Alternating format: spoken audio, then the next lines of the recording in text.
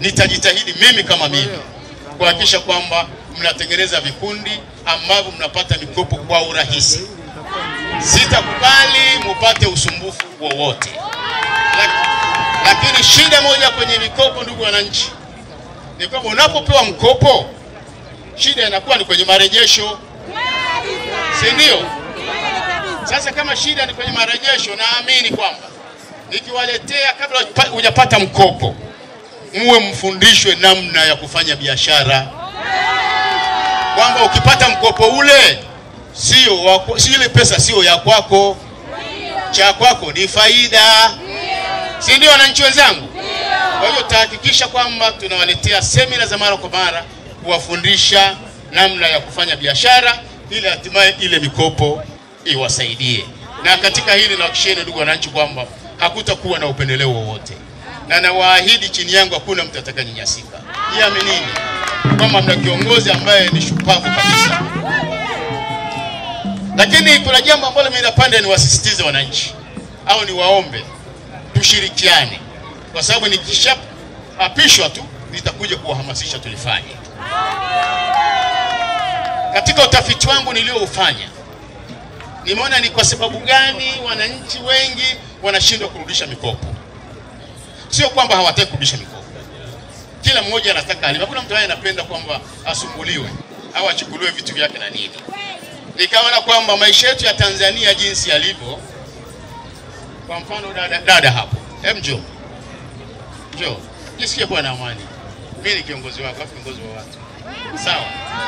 Kwa mfano dada huyu inawezekana ana watoto wawili. Ndio? Ndio. Anafanya biashara labda ya 500,000. Tufanye anatumia tu 500,000 mtaji wako, si ndio? Sasa na mtaji wako 500,000, yule mtoto anaugua mmoja leo. Kwa sababu kuugua ni kawaida, kila binadamu anaugua, si ndivyo? Ndio. Anaenda anatumia 200,000.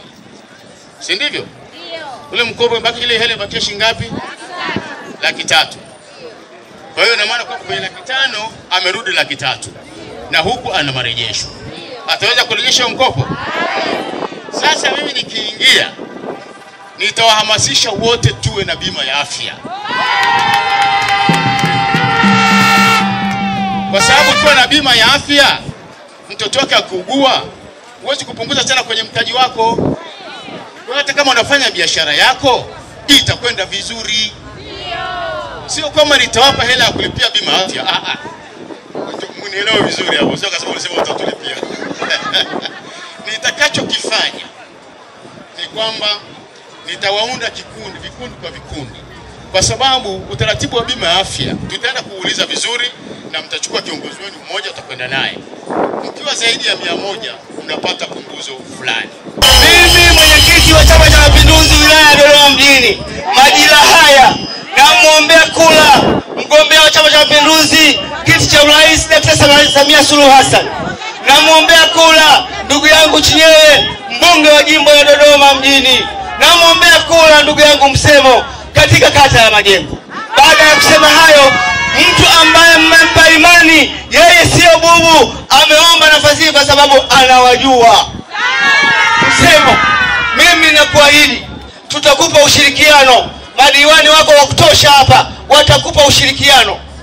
Wewe kuwa muwazi kwamba kwangu kuna hili. Hawa madiwani wako hapa chungu mzima, na nyinyi madiwani nawahakikishia, mmekuja bure, mmekuja kwa faida. Na kama mmekuja kwa faida, mtakuwa msaada mkubwa kwa huyu bwana.